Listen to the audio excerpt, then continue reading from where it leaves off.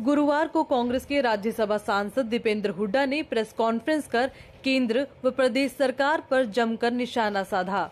उन्होंने कहा कि एमएसपी पर कमेटी न बनाकर सरकार ने किसानों के साथ विश्वासघात किया है। भाजपा सरकार का ध्यान चंद बड़े औद्योगिक घरानों का पोषण और किसान मजदूर का शोषण बन गया है। उन्होंने 50 साल बाद देश में आए अनाज संकट के लिए भाजपा सरकार को जिम्मेदार ठहराते हुए कहा कि आज देश में एमएसपी व्यवस्था और पीडीएस प्रणाली में जो चुनौतीपूर्ण स्थितियां बनी हुई है वो भाजपा सरकार के इसी ध्येय का नतीजा है।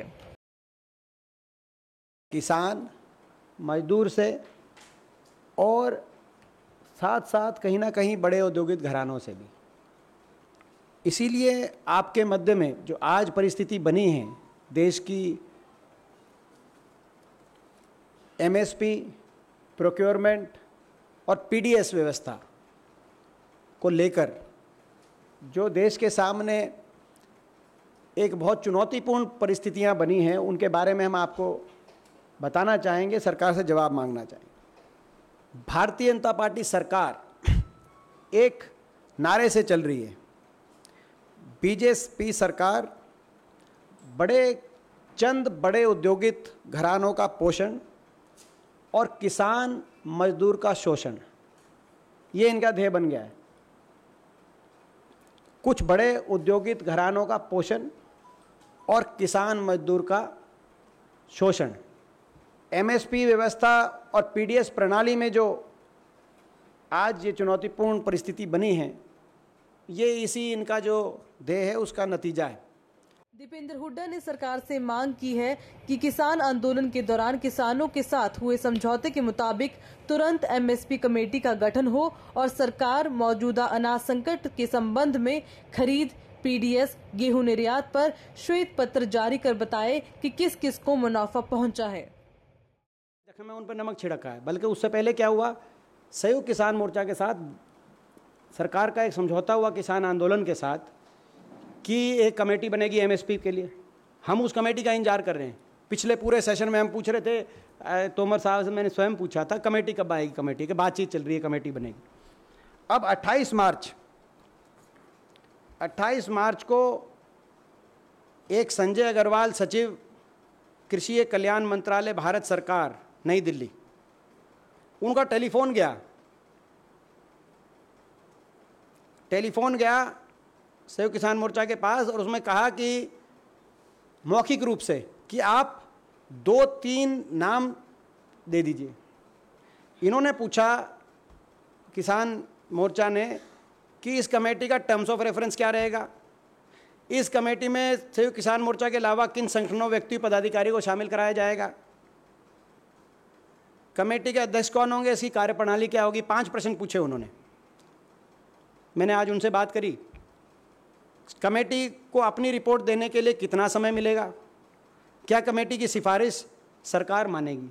सिंपल बात है, मानेगी कि नहीं मानेगी, कब तक रिपोर्ट देगी। ये 20 साल की कमेटी है, 30 साल की है, 10 साल की, 5 साल की है, 1 साल की, ये पूछना अधिकार है। मगर इन 5 प्रश्नों को जो उन्होंने पूछा, मौखिक की पूछा था और मौखिक ही उन्होंने पूछा, अभी तक सरकार ने कोई जवाब ही नहीं दिया। तो स्पष्ट रूप से बात है कि उस विश्वासघात तो सरकार करने का मन बना चुकी है। ना तो कमेटी बनाने में इतना समय, पहली बात। यही कारण है कि पीयूष गोयल जी कह रहे हैं कि आप पैडी सो करिए ज़्यादा से ज़्यादा, हमें चावल की आवश्यकता है। जबकि पिछले 20-30 साल से, आप तो जानते हैं विनोद जी, आप हरियाणा से हैं, नीति ये रही थी कि पैडी से डाइवर्सिफाई की जाए, क्योंकि पैडी के लिए लायक पानी नहीं है हमारे देश में कि पैडी तो इसीलिए पैडी की प्रति व्यक्ति खपत देश में कम हो रही है, एनएसएसओ का सर्वे, और गेहूं की बढ़ रही है, क्योंकि पैडी से हम डाइवर्सिफाई कर रहे हैं।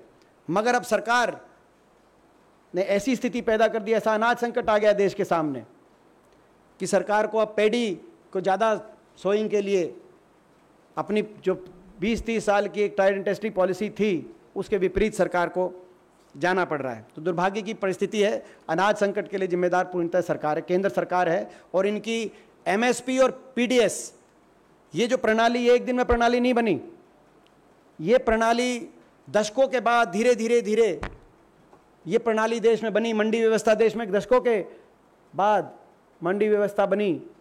देश के गरीब को भी फूड सिक्योरिटी मिली, देश के किसान को भी एमएसपी का कवर मिला, जो कि ये अभी पूरी व्यवस्था नहीं है, लेकिन जैसी भी है हमारे दोनों किसान को और गरीब को राहत मिली इस व्यवस्था से। और सरकार इस व्यवस्था को के पीछे जो पड़ी है पूर्णतः सरकार और वो नियत जिम्मेदार है। आज जो अनाज संकट भी आया है एक तरफ और किसान से धोखा भी हुआ है दूसरी तरफ।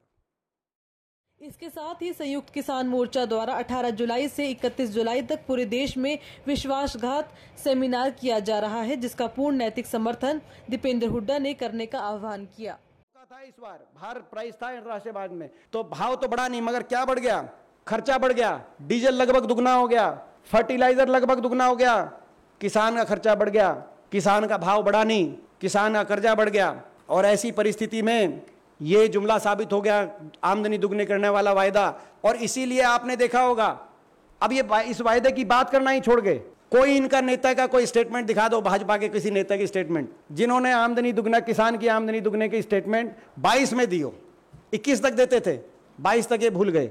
एक धोखा वो, दूसरा धोखा एमएसपी पे जो समझौता हुआ संयुक्त किसान मोर्चा के साथ कि एमएसपी को कानूनी अमली जामा पहनाया जाएगा, C2 के फॉर्मूले के आधार पे पूरी एमएसपी दी जाएगी। अजय कुमार मिस्टेनी जैसे मंत्रियों को मंत्रिमंडल से बाहर का रास्ता दिखा के बर्खास्त किया जाएगा, जो समझौता हुआ था, प्रधानमंत्री जी ने स्वयं घोषणा करी थी।